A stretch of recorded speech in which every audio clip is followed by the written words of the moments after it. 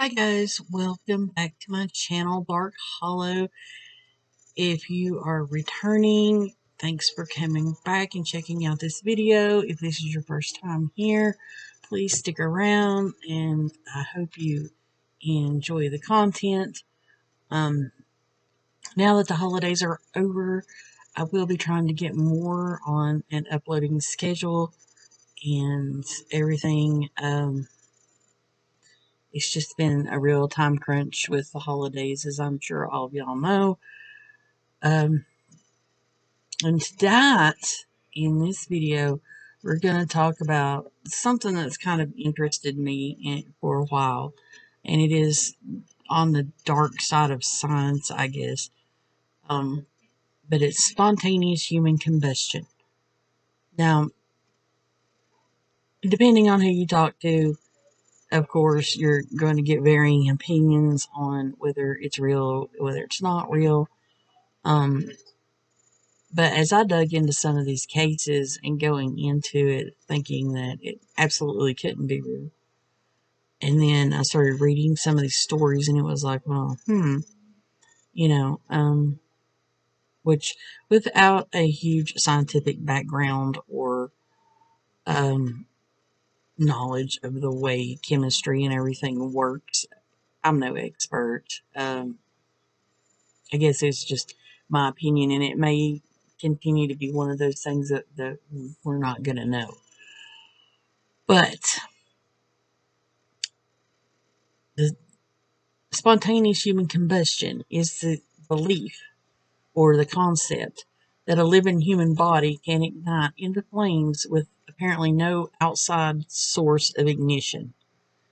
They believe that the source that ignites the fire comes from within the body itself.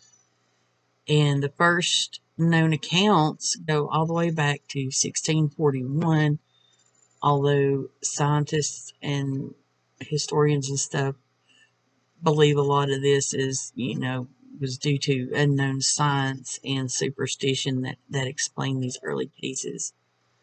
The term and concept of spontaneous human combustion was first introduced in 1742 by a man named Paul Raleigh. Now, a lot of your superstitions and your unknown science, of course, came down to witchcraft or evil spirits, or they even blamed like alcoholism because, alcohol's flammable and they would see it as only low people would become alcoholics and this sort of thing. So it really was kind of a just uneducated and unknowing thing, which in a way it still is. In 2012, a British biologist, Brian F. Ford, or I should say Brian J. Ford, described his experiments with combustion, and according to Ford, a buildup of acetone in the body, which can be a result of alcoholism, diabetes, or a certain type of diet, could lead to spontaneous human combustion. So, is it real? Well, most of your scientists say no. They say most of the explanations of spontaneous human combustions don't hold up. In the example of alcoholism, even though alcohol is a flammable liquid, the concentration, even in the most intoxicated person, is too low, and an outside ignition source would be needed.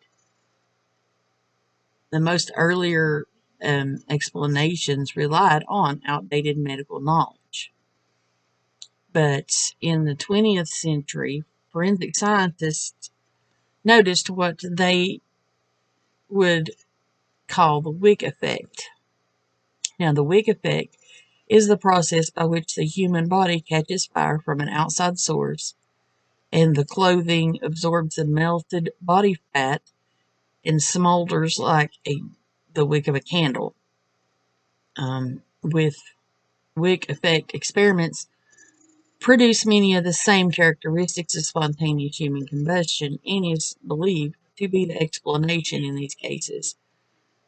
And with the Wig Effect and the body fats absorbing, or the clothing absorbing the body fats and um, then smoldering and things, then they it still would have to be an outside source of ignition, but they say that this combination of things actually destroys that source, such as maybe a dropped cigarette, a dropped match, or whatever.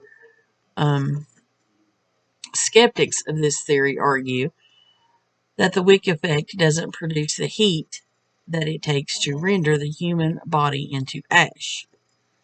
So, when a human body is cremated, the body's placed in this huge furnace that reaches temperatures of 3,000 degrees and is burned for several hours. And even after that, there's still fragments of bone and teeth that the fire can't destroy. And we're not talking about a smoldering fire, we're talking flames, constant burning flames. And you still have these fragments of teeth and bone.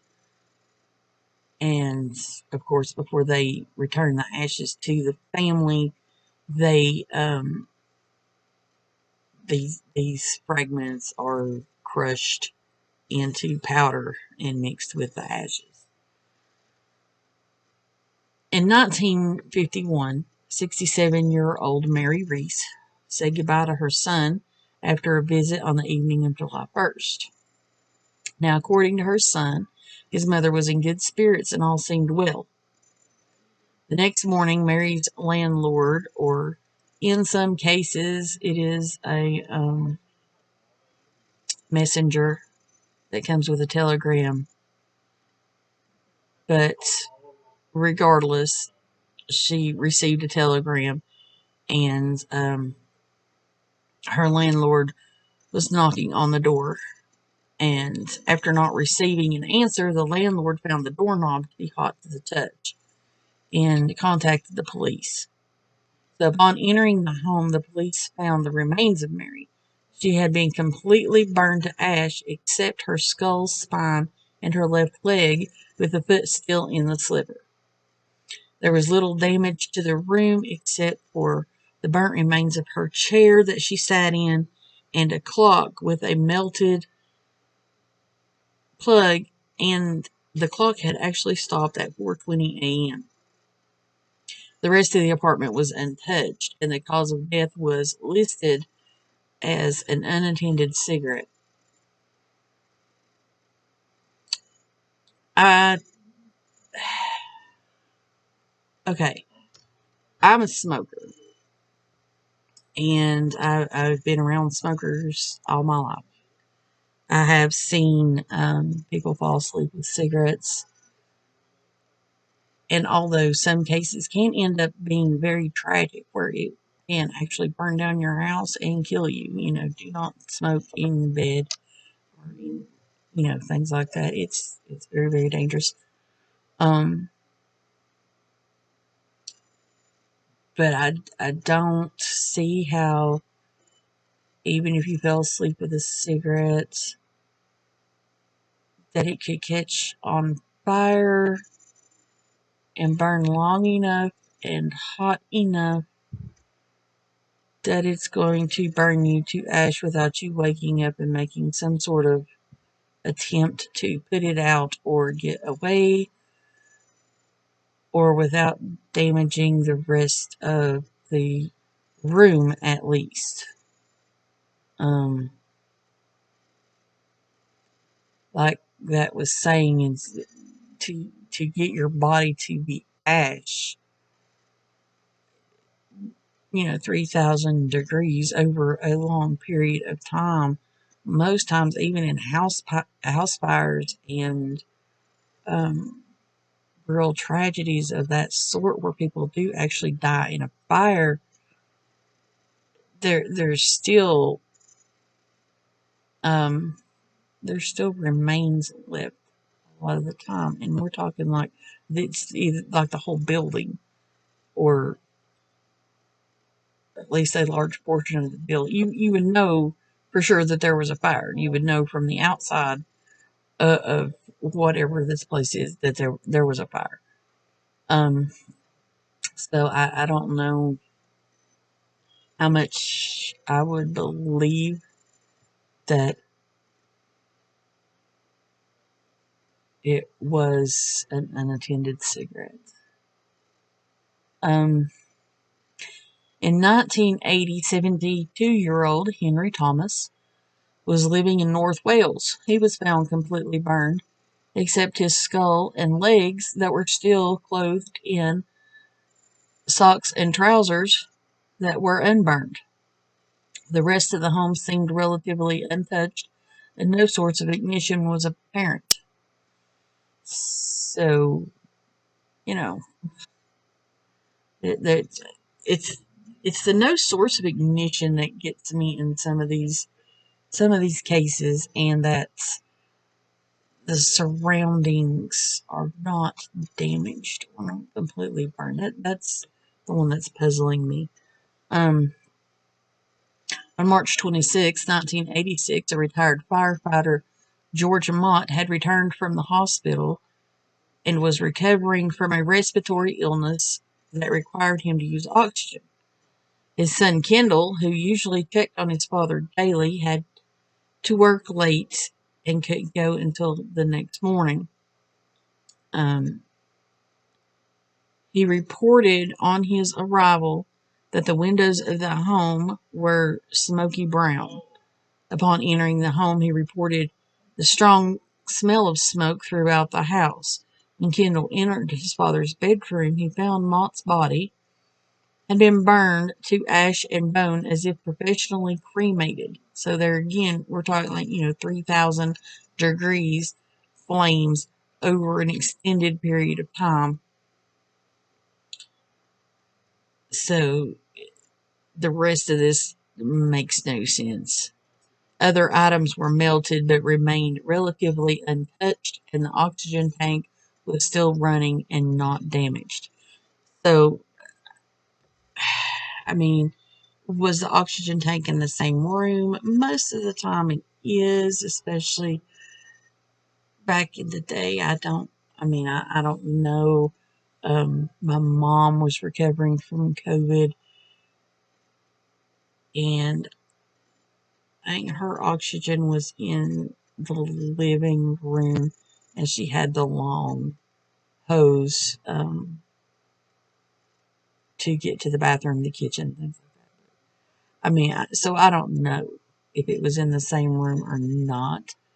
Um, but still, y'all, I mean, if there was any type of open flame or really hot heat that would have had to have happened for him to be reduced to ash for his son to say, you know, it looked as though he was professionally cremated. Y'all, that oxygen tank wouldn't still be running because that oxygen coming out of the hose would still be feeding whatever fire was there, and there would certainly have been more damage. Um, I'm just saying, I'm no expert. If I'm wrong, y'all let me know in the comments. One of the most compelling cases of spontaneous human combustion occurred in 1982. 61-year-old Jeannie Savin, who suffered a birth defect that left her mentally challenged and reportedly at the mental age of 6 years old and required her to live with her father, Jack, was sitting at the kitchen table while her father prepared the evening meal. Jack Sappin reported seeing a bright light from the corner of his eye and turned to see Jeannie sitting calmly as she was being engulfed by flames. Jack and son-in-law Carol leapt into action trying to extinguish the fire. Jack suffered burns to his hands but reported that Jeannie never cried out. When the police and ambulance arrived, Jeannie was alive but badly burnt. The chair and adjacent wall were unmarked and undamaged, and Jeannie's clothes were barely singed. The only source of ignition was a gas stove, which was 5 feet away, and Jack said Jeannie was never close to. So Jeannie was transported to the hospital where she slipped into a coma and died 8 days later. The cause of death for this was caused by misadventure. Now, when I was reading this story, it did say that the police thought that maybe her father and the son-in-law were lying, and that her clothes had been damaged and things of that sort. Also, the son-in-law Carol claims that Jeannie had belched and there was like flames that came out of her mouth, like a dragon. But her father reporting that she never made a sound, that it was like she was staring off into space as if she was in a trance. I don't know. But this, as far as I know, this is the only case where there was eyewitnesses, and then you don't know the circumstances or of their lives, of their situation, what could have happened. Who knows? All these cases are sad. They're all sad. They're all tragic. Whether it was spontaneous human combustion, whether it was an accident, whether it was something else altogether. All these cases are sad, and it's a mystery, I guess. But let me know down in the comments what you all think. Do you think it could be spontaneous human combustion? I've heard of spontaneous combustion, old paint rags, old oil rags. I always heard growing up, don't store old newspapers in the garage. Um, don't keep old oily rags. Don't do this because they can combust and catch fire. So I don't know. Do you think that it's possible the human body could do that? Could it generate enough heat? Some chemical imbalance, some toxin, some something. I don't know. I just don't know, you guys. So give this video a like and leave me a comment telling me what y'all think. Please subscribe to my channel. Click the notifications. Like I said, now that the holidays are over, I'm going to try to get on a more of a upload schedule and get more content out there. I've got tons of videos that are in the works, and there'll be more book reviews coming out. I have the continuation of Jelly Bean's story from the Undead series by Peter Meredith, Generation Z. I'm reading that one now. I will get that book review up. Also, I've got a couple of Stephen King ones that I want to do that are probably not some of the Stephen Kings that I've seen all over YouTube. They're not the ones that you would think. Also, I have some more topics that I want to be talking about, and thank you all for stopping by my channel, and I will see you all in the comments. Bye.